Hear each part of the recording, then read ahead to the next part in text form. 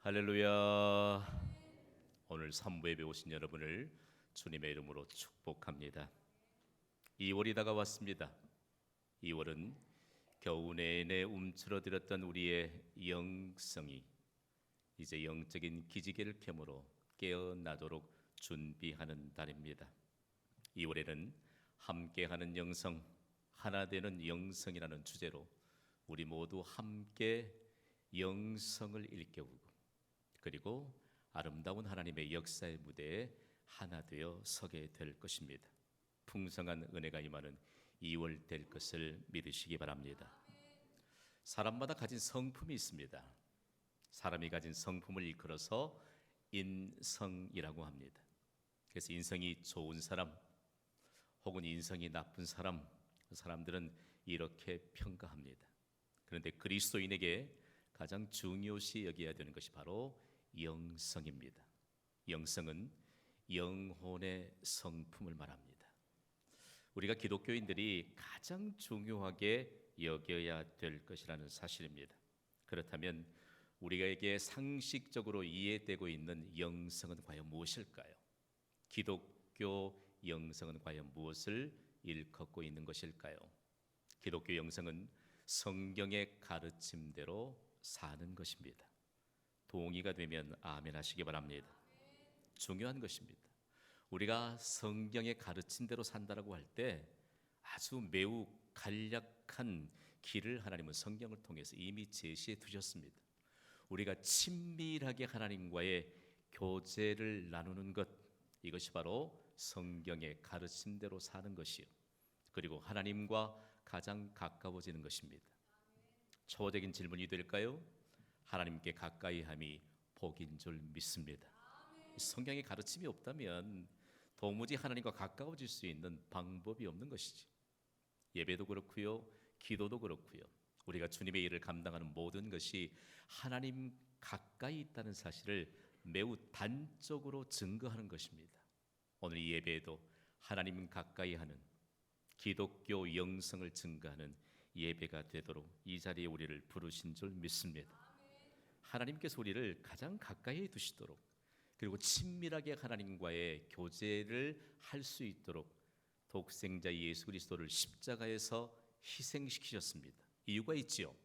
온 인류의 죄값으로 지불하시기 위해서였습니다. 우리가 죄를 가지고는 하나님과 가까워질 수 없기 때문에 이 십자가 사건으로 인해서 우리가 하나님과 친밀하게 교제할 수 있는 길을 열어주셨습니다. 중요한 것은요, 십자가를 치기 전 예수님은 기독교 영성의 모범을 보여주셨다는 사실입니다. 우리가 예수님의 모범을 따르기만 하면 하나님과 친밀한 교제를 나누는 가장 가치 있는 인생을 삽니다. 그 모범이 어디 있을까요? 오늘 주신 본문은 이처럼 예수님이 기독교 영성을 세우신 그 장엄한 현장으로까지 우리를 인도해 주십니다. 그 장엄한 현장으로 함께 떠나보시지요. 예수님은 시작의 모범을 세우셨습니다. 성경은 우리에게 시작의 중요성부터 우리에게 기록한 말씀을 통해서 깨우쳐 주십니다. 여러분, 모든 일의 시작이 하나님께 있습니다. 온 천지 만물의 시작이 하나님께 있습니다. 우리 인생의 시작이 하나님께 있습니다. 이것을 축약하면 오늘 하루를 사는 것이 우리의 인생을 사는 것이요, 그리고 오늘 시작이 하나님께 있음을 알고, 그리고 예수님의 모범을 따라서 시작의 모범을 따라 살도록 우리에게 예수님을 통해서 이 모범을 보여주셨습니다. 오늘 본문인 마가복음 1장 35절을 우리 함께 읽습니다. 시작. 새벽 아직도 밝기 전에 예수께서 일어나 나가 한적한 곳으로 가사 거기서 기도하시더니 아멘. 자, 오늘 저는 여러분에게 이 말씀으로 부담을 안겨드리려고 하는 것이 아닙니다. 오늘 마가복음 1장 35절의 핵심은 시작에 있습니다. 하루의 시작을 예수님이 어떻게 시작하셨는가를 우리에게 가르쳐줍니다. 자, 오늘 예수님의 시작의 모범을 우리가 배우기 위해서 몇 개의 뚜렷한 동사들을 좀 우리의 눈에 빨려 들어오게 해야 돼요. 새벽 아직도 밝기 전에 예수께서 일어나셨습니다. 우리도 일어나야 합니다. 그리고 나가셨습니다. 나가야 합니다. 그리고 한적한 곳으로 가셨습니다. 그리고 거기서 기도하셨습니다. 한번 따라하시지요. 일어나라, 나가라, 가라, 기도하라. 시작의 모범이에요. 완벽한 하나님의 모범을 예수님께서 보여주셨습니다. 중요한 것은 예수님은 하루를 기도로 시작하셨습니다. 이제서야 좀 안심이 되면 아멘 하시기 바랍니다. 이 목사가 새벽을 강조할 줄 알았는데 시작을 강조하니, 그러나 언제 시작할 것인가? 이게 우리의 삶의 관건인 것이지요. 온 인류를 향해 하루의 시작에 대한 모범을 세우셨습니다. 새벽 아직도 밝기 전에 도대체 몇 시쯤 될까요? 문자적인 의미로는 새벽 3시부터 6시 사이가 됩니다. 영어 성경 NIV 버전은 very early in the morning, 매우 이른 아침에, 아직 어두울 때에 예수님이 하루를 시작하셨다고 말씀합니다. 예수님 우리와 똑같은 육체를 가지셨습니다. 예수님이 가지신 이 인성을 통해서 얼마만큼 우리에게 도전을 던져주시는지 모릅니다. 왜 예수님 좀 늦게까지 주무시지 왜 새벽에 일어나셨을까요? 의학적인 근거를 의학 전문가들은 밝힙니다. 사람의 뇌가 가장 활동이 왕성한 때는 오전 5시부터 8시까지입니다. 예수님은 사람의 뇌가 가장 활동성 있게 이처럼 펼쳐지는 그 시간에 일어나 하나님께 나가 긴밀한 교제를 기도를 통해서 나누셨습니다. 그렇다면 하나님이신 예수님, 인류의 구원자로 오신 예수님, 인류의 역사의 시작이신 예수님이 하루의 시작의 모범을 보여주시면서 새벽에 일어나신 데는 근거가 있지 않겠습니까? 하나님의 말씀인 성경은 예수님이 새벽에 일어나셔서 기도하셨던 근거를 밝혀주고 있습니다. 예수님이 새벽에 기도하신 것은 새벽은 하나님의 특별한 약속이 있는 시간이기 때문입니다. 시편 46편 5절은 이런 노래 가사로 하나님의 영광을 찬양합니다. 우리 소리 높이 함께 읽습니다. 시작. 하나님이 그 성중에 계시매 성이 흔들리지 아니할 것이라. 새벽에 하나님이 도우시리로다. 아멘. 하나님이 세우신 예루살렘 평화의 도시를 온 아시리아 제국의 군사가 아주 철통같이 무장하고 막강한 군사력을 대동해서 수많은 군사들이 성을 에워쌌습니다. 새벽이 돌아오기만 하면, 날이 밝기만 하면 예루살렘은 우리의 먹이가 된다. 새벽을 기다렸습니다. 성 밖에서. 그러나 성 안에, 위기 안에 갇혀 있을 것 같았던 하나님의 백성들은 이렇게 노래합니다. 하나님이 그 성중에 계시매 성이 흔들리지 아니할 것이라. 새벽에 하나님이 도우시리로다. 아멘. 하나님은요, 물론 24시간을 온전히 주관하시는 분이십니다. 그러나 하나님이 새벽이라고 할 때 하루의 시작, 곧 하루의 기점을 말합니다. 하나님은 우리의 시작부터 도우시는 줄 믿으시기 바랍니다. 우리의 시작의 기점인 새벽에 하나님이 도우시면서 강력한 새벽의 증거들을 성경에 기록해 두셨습니다. 그러면서 하루의 이 시작의 기점인 새벽에 하나님이 도우심에 대한 근거를 우리에게 말씀합니다. 이스라엘이 애굽의 군대의 추격을 받습니다. 마지막 출애굽하는 그 현장에 정말이에요, 다급합니다. 뒤에는 철병거들로 무장하고, 그리고 쌩쌩 달려오는 애굽의 군대들이 얼마나 많았는지 모릅니다.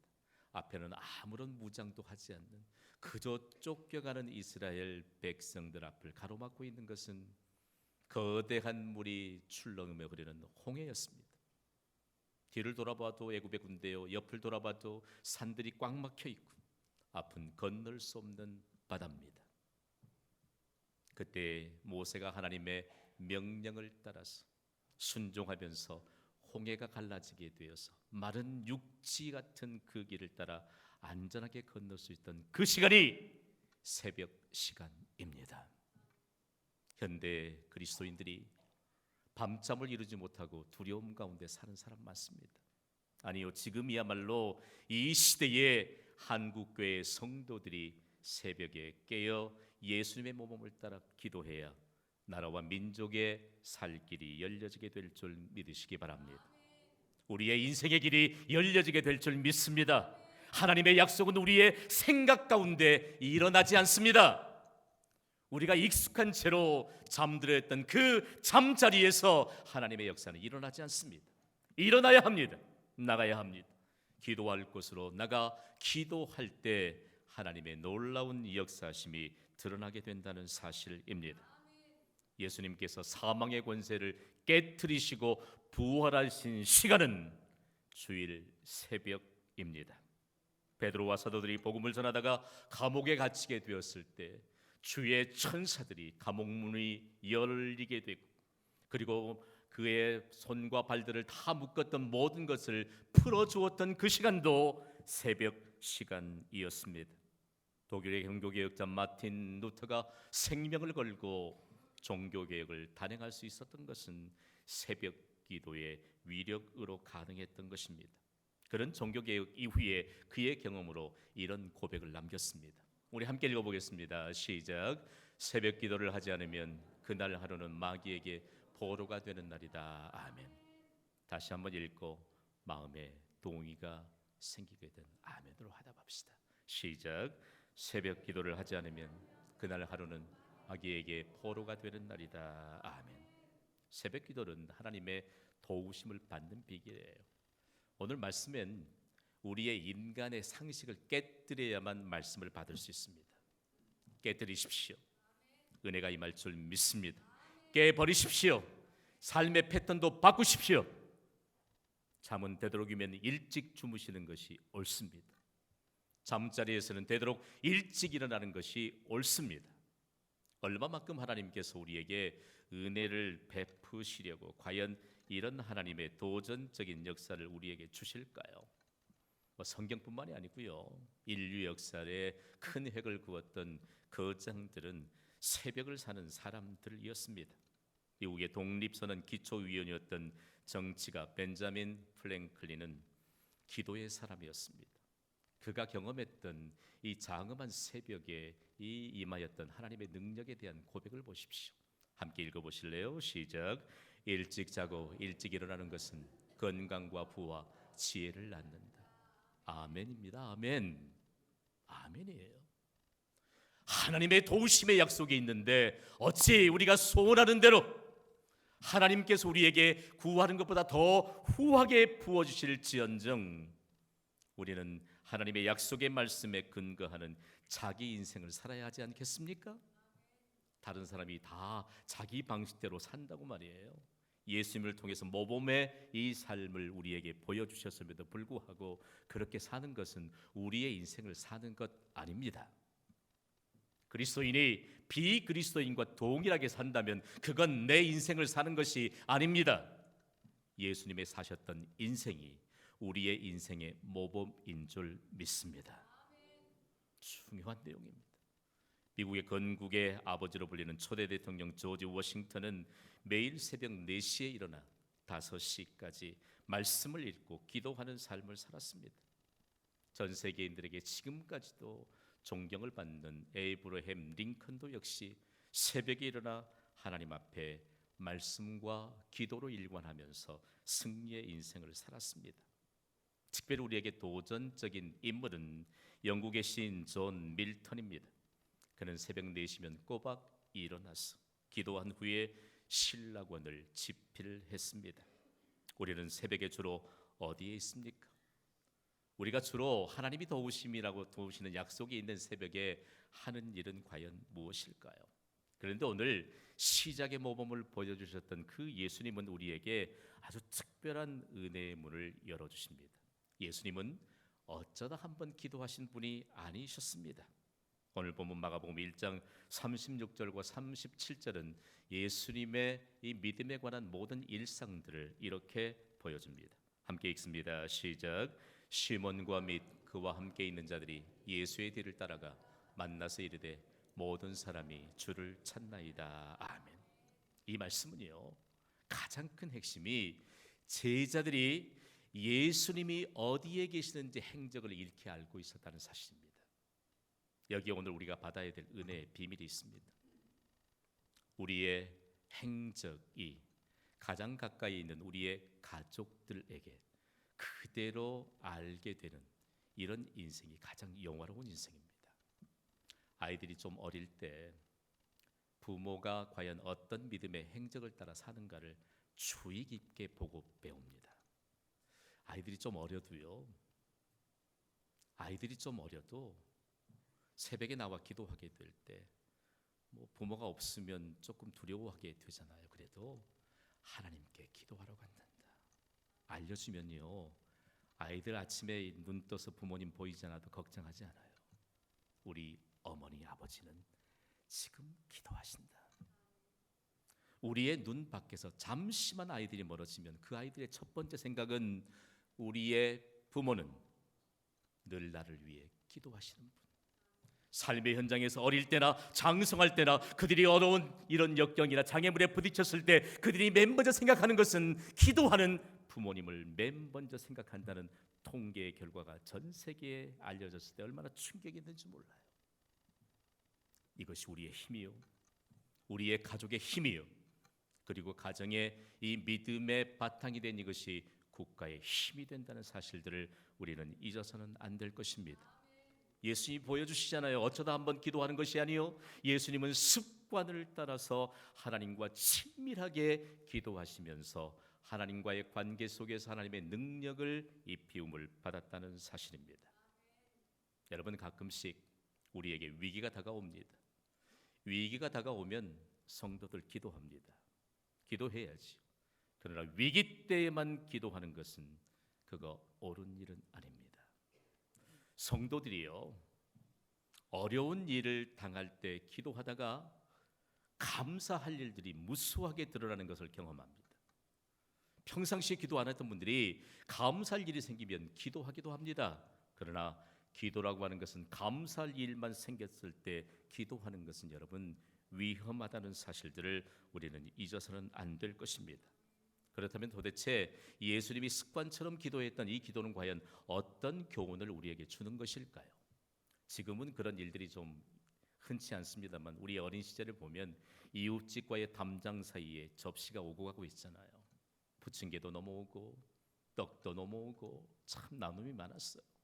만약에 맛있는 떡이 넘어오면 어머니께서는 그 떡 가운데 반드시 한 부분을 떼어두셔서 집에 계시지 않는 가장, 이것은 아버지의 몫이다라고 말씀합니다.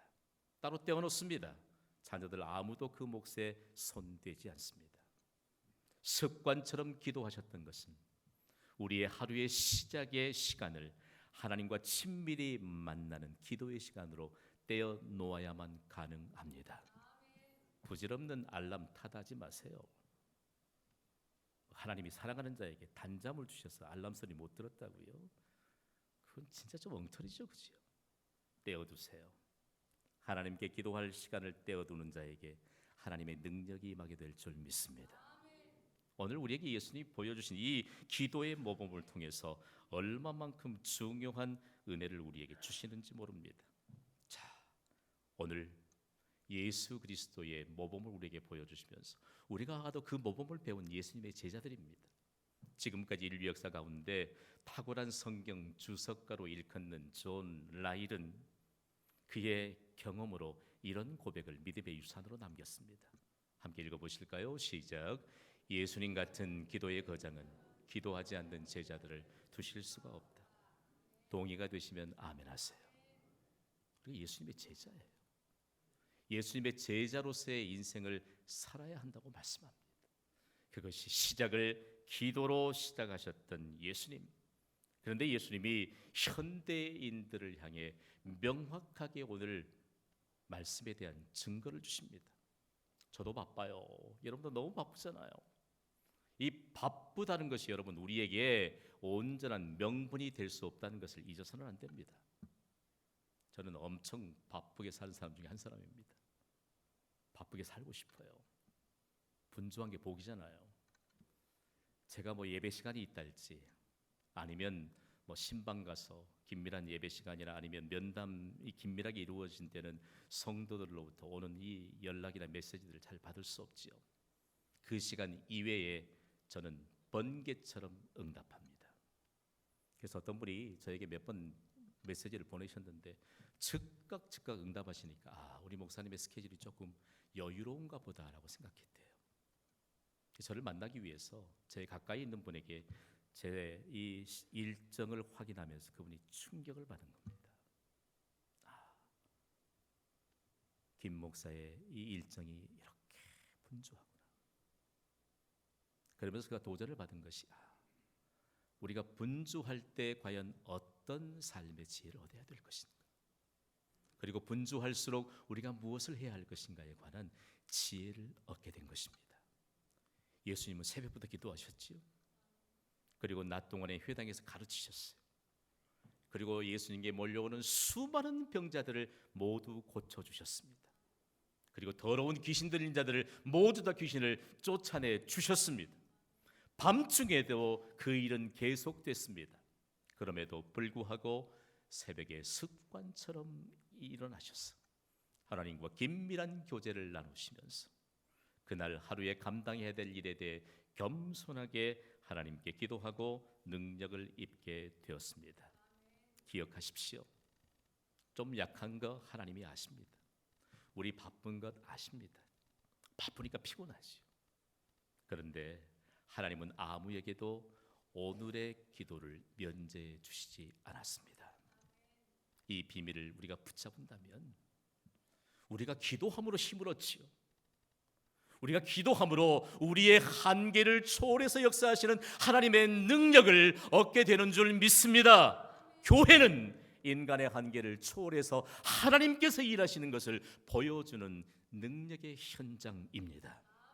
그리스도인은요, 나는 할 수 없지만, 내 힘으로는 할 수 없지만 이 한계 투성이인 나에게 하나님의 능력을 입혀주셔서 우리의 기도를 통해서 하나님이 일하심으로 기적의 결과물을 나타내주는 인생을 사는 것이 바로 그리스도인의 인생인 줄 믿습니다. 제자들이 오늘 예수님께 이렇게 말씀하잖아요. 고민할 것 없이 예수님이 어디 계신 줄을 알기 때문에 그곳에 찾아갔습니다. 거기에서 제자들이 예수님께 하신 말씀이 모든 사람이 주를 찾나이다. 예수님께 모든 문제에 해답이 있음을 알았기 때문입니다. 병든 자들도 그곳에 나와왔고요. 그리고 그들 마음속에 무언가 채워지기를 원하는 자들이 다 예수님께 나와서 예수님을 찾습니다. 그러나 제자들과 함께 그들이 보았던 것은 예수님이 직접 명령해 주셔서 해결해 주신 것이 아니라 예수님이 기도하셨던 그 시작의 모범의 현장을 보여주셨습니다. 교회는 시작의 모범을 보여주는 곳임을 여러분 믿으시기 바랍니다. 만약에 분주한 일정을 앞두고 예수님이 이 시작의 모범을 보여주시지 않았다면 지구상에 세워진 모든 교회 무기력하게 무너져야만 했을 것입니다. 나약하게 그지없는 한 사람의 구원받은 그리스도인 무너지고 말았을 것입니다. 그런데 오늘 우리에게 있어서 이처럼 예수님이 바쁠수록 기도하셨던 이 모든 것, 모든 사람이 주를 찾았습니다. 그리고 구체적으로 예수님께서 그들에게 기도의 모범, 시작의 모범만을 보여주시면서 예수님이 오신 목적에 대해서 마가복음 1장 38절은 이렇게 기록합니다. 함께 읽어보겠습니다. 시작. 이르시되 우리가 다른 가까운 마을들로 가자. 거기서도 전도하리니 내가 이를 위하여 왔노라 하시고 아멘. 자, 우리 마치 강의실에서 공부를 배우듯 이 말씀 내가 받지 말고요, 예수님이 오신 목적은 천하보다 귀한 한 생명을 구원하시기 위해 전도하기 위해 오셨습니다. 자, 이것이 예수님이 오신 목적입니다. 오늘 우리에게 하나님께서 하나님의 목적들을 다 우리에게 주시면서 인생을 허락하셨습니다. 믿으시면 아멘 하시기 바랍니다. 예수님이 전도의 목적을 이루기 위해 하루의 시작의 모범이 기도로 이처럼 매일매일 펼쳐졌던 것처럼 우리가 우리에게 맡겨주신 이 하나님의 목적을 이루기 위해 기도로 감당해야 될 것을 우리에게 보여주신 것입니다. 우리가 하루를 시작하면서 기도하지 않고 시작하면 마귀가 비웃습니다. 기도 없이 행하는 모든 일은 마귀는 비웃습니다. 오늘 우리에게 있어서 예수님이 보여주신 이 일들, 하루의 시작, 우리에게 맡겨주신 일들을 이루기 위해 기도로 시작하면 지난밤까지 닫혀있던 모든 문들을 활짝 열어주시는 주의 은혜가 임하게 될 줄 믿습니다. 이것이 우리의 인생이에요. 이것이 우리의 인생이에요. 그렇다면 왜 예수님께서 하루의 시작을 기도로 이처럼 출발하셨을까요? 도대체 기도에는 어떤 비밀이 있을까요? 여러분, 기도에는 하나님의 무한한 가능성이 드러납니다. 우리 안에는요, 예수 그리스도를 믿는 순간 우리 안에 하나님의 무한한 가능성이 여러분 있다는 사실들을 잠시도 잊어서는 안 될 것입니다. 그러나 기도하기 전엔 우리 안에 있는 무한한 가능성이 드러나지 않습니다. 일본 사람들이 관상용으로 기르는 물고기 가운데 코이라고 하는 이름하는 이 잉어가 있습니다. 이 잉어는 아주 매우 독특한 특징이 하나 있습니다. 작은 어항 속에 이 잉어를 넣어두면 고작 5에서 8cm까지만 자랍니다. 조금 방대한 규모의 수족관이나 연못에 넣어두면 15에서 25cm까지 자랍니다.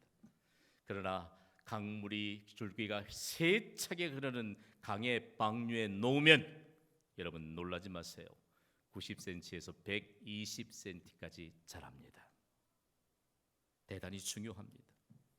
이 코이라고 하는 이 잉어 안에 무한한 가능성이 담겨 있기 때문입니다. 다만 어느 곳에 이 잉어를 두느냐에 달려 있습니다.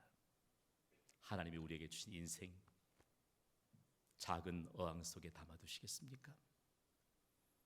하나님이 무한한 가능성을 담아두신 우리의 인생, 아니면 거대한 강물이 흐르는 거대한 강에 우리의 인생을 두겠습니까?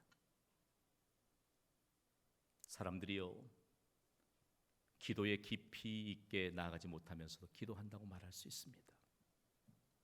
우리가 하나님의 무한한 가능성이 드러나지 않는 채 살아가면서도 우리가 어쩌면 기도에 근접해 있다라고 오해하면서 살아갈 수도 있습니다. 경신교회는 11년 전으로 거슬러 올라가면 시작의 모범을 따라 하나님의 무한한 가능성을 드러나게 했던 교회에 관한 증거를 가지고 있습니다. 11년 전에 사진을 한번 보시겠습니까? 맨 첫 번째 40일 특별 새벽 기도가 시작되었던 첫날의 사진입니다. 임시초소입니다. 이곳에 성도들이 예수님의 모범을 따라서 공동체 훈련과 함께 40일 특별 새벽 기도를 가졌습니다. 그 후로는 매년 수차례의 40일 특별 새벽 기도를 통해서 영적인 훈련을 더해갔습니다. 그때 빈번하게 들었던 질문이 한 주간만 하고 말지요. 왜 40일 동안 해야 합니까? 라는 질문입니다. 여러분, 왜 40일 동안 우리가 이런 집중적인 훈련이 필요할까요? 성경은 우리에게 40일의 근거를 밝혀줍니다.